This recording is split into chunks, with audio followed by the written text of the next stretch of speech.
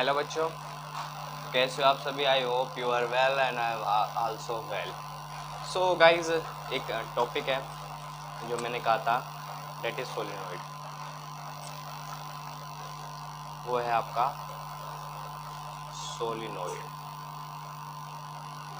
Solenoid होता क्या है गाइज? पहले तो आता है कि व्हाट इज सोलिनॉइड, क्या होता है, ठीक है ना। सोलिनॉइड को क्या कहते हैं? सो देखो, पहले इसकी डेफिनेशन लिखते हैं। It is the arrangement it is the arrangement in which wire is wound in form of helix। देखो, ये कह रहा है it is the arrangement in which wire is wound in the form of helix. आपके पास कोई wire है जिसमें current जा रहा है। अब क्या करते हैं, आपने एक देखो होगा ना गाइज, एक सिंपली सा आपने देखा होगा, जो आप हीटर देखते हो, हीटर में एक रहते स्प्रिंग लगी रहती है, ठीक है। सो क्या रहती है, एक वायर ही तो रहती है, उसको क्या करते हैं हम, कर देते हैं।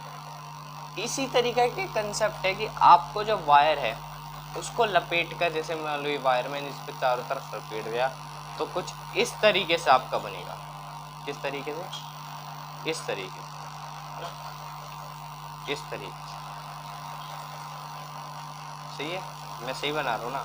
एक तरह की स्प्रिंग बनेगी, देखो ध्यान से, स्प्रिंग बनेगी।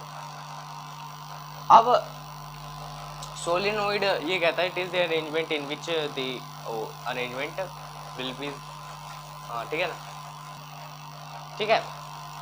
सो अब हमें देखना है कि यार मैग्नेटिक फील्ड क्या रहेगी। एक तो हमें निकालना है कि इसके straight along the magnetic field कितनी रहेगी। सो बच्चों, एक बात याद रखना, जैसे कि अगर मैं आपको बताऊं, मैं पेन लेता हूँ। सो आप सोचोगे करंट यहाँ फ्लोर होएगा और अराउंड दिस फ्लोर आएगा, ठीक है, और करंट यहाँ से आया फिर यहाँ पर चला गया, ठीक है। अब ये जैसे आया इधर की तरफ गया, ऐसे आया करंट की तरफ आ गया। तो इसके देखो अनसाइड, तो इनसाइड मैग्नेटिक फील्ड, देखो सिंपल सी बात है, इसके बाहर मैग्नेटिक फील्ड नहीं बनेगी, इसके अंदर मैग्नेटिक फील्ड जाएगी इस तरीके से, ठीक है ना, इस तरीके से मैग्नेटिक फील्ड जाएगी, ठीक है ना, इस तरीके से। अगर मैं आपको सिंपली एक बात कहूँ ना, मैग्नेटिक फील्ड कैसे कैसे जाएगी, ये सीधी सीधे होकर के इस तरीके, ये नॉर्थ पोल रहता है, ये साउथ पोल रहता है। सो इस तरीके से आपकी बनेगी, कुछ इस तरीके से, ठीक है ना। जैसे आपका मैग्नेट ने देखा था ना, अगर आपका बार मैग्नेट देखे तो नॉर्थ से साउथ है, तो कुछ इस तरीके से जाती थी, इस तरीके से।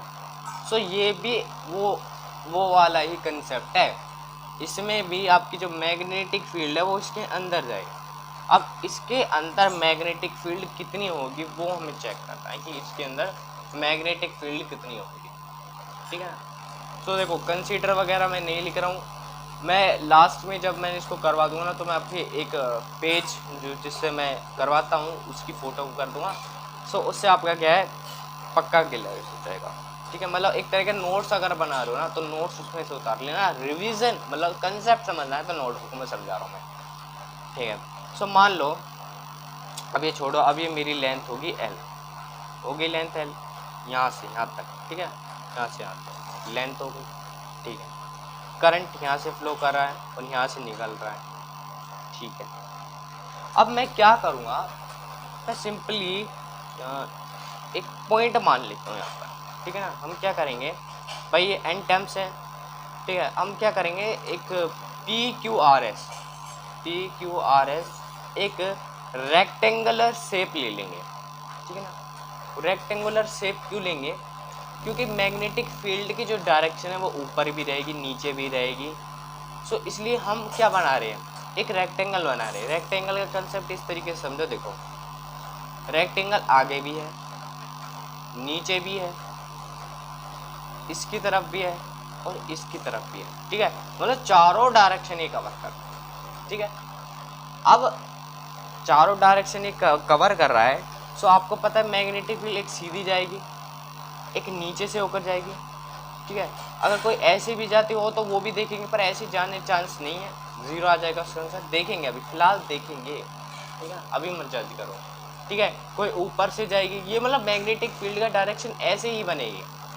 तो इसलिए जैसे बार मैग्नेट में बनती है, इसलिए हम PQRS एक रेक्टेंगल मान लेंगे, उससे देखेंगे क्या क्या हमारी वो नहीं है। पहले जज मत करना कि सर इसमें तो सीधे ही सीधे जाएगी, आपने पीछे आगे क्यों बता रहे हो, अपने आप पता चल जाएगा। सो मान लो मेरा पॉइंट ये P है, ठीक है, ये पॉइंट Q है, ठीक है, और ये इसको मैंने कर दिया, ये रेक्टेंगल है, ठीक है ना, S और ये पॉइंट मान लिया, ठीक है। सो अकॉर्डिंग टू एम्पियर,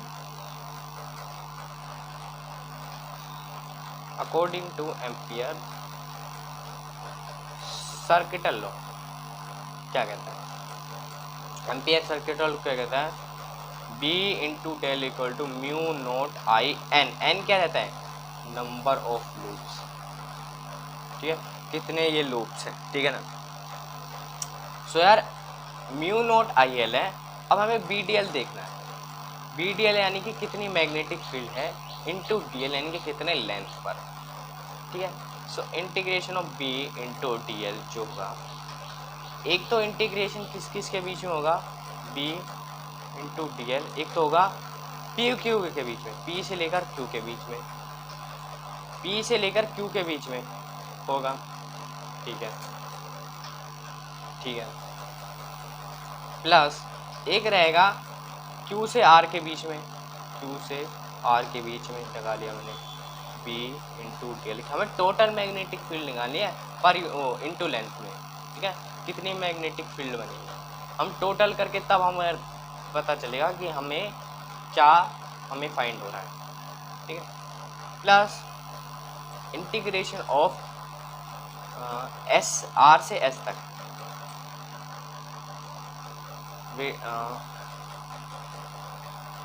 हाँ R से S तक, ठीक है, R से S तक। सो B इंटू DL, और एक और आएगा इंटीग्रेशन ऑफ S से P तक, B इंटू DL। अब देखेंगे, अब देखो A डॉट B क्या होता है, AB कोस थीटा। सो हम इसमें थीटा मेजर करेंगे कि थीटा क्या आएगा। सो अगर मैं B DL कोस P से Q के बीच में देखूं, सो P से Q के बीच में एंगल कितना है, देखो मैग्नेटिक फील्ड भी, देखो आपको थीटा किस किस के बीच में देखना है, मैग्नेटिक फील्ड के बीच में और लेंथ के बीच में, ठीक है। सो लेंथ इधर की तरफ जा रही है, मैग्नेटिक फील्ड की इधर की तरफ जा रही है, तो ये कितना हो गया, P से Q की तरफ से कोस 0, और कोस 0 की वैल्यू कितनी होती है 1।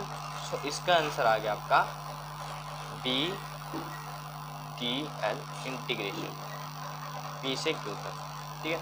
सो B कॉन्स्टेंट है, सो ये आ जाएगा P से Q DL तक, ठीक है।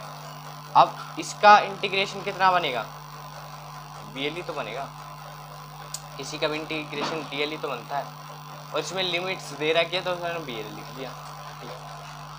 अब B इंटू DL कोस, क्या कौन से लेना हमें लेना है Q से R तक, Q से R तक लिया। सो Q से R तक लिया है, तो Q से R तक लिया तो देखो मैग्नेटिक फील्ड इधर की तरफ है, लेंथ इधर की तरफ है, तो अब क्या बनेगा 90, और कोस 90 की वैल्यू कितनी होती है 0, सो इसका 0 आ गया, ठीक है।